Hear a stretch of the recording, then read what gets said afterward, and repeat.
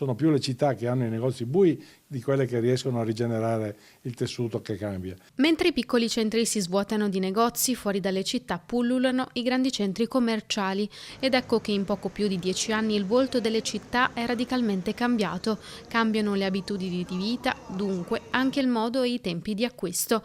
Tutto questo è raccontato dalla fotografia scattata dallo studio di Confcommercio Venezia e Rovigo, che ha confrontato i dati degli ultimi 14 anni. Sono 1600 le attività tradizionali perse dal 2012 al 2025. Tutto dipende da una situazione che è continuamente in cambiamento e dall'offerta che nel frattempo è stata decuplicata togliendoci fuori dai centri storici o dalle antiche città tradizionali.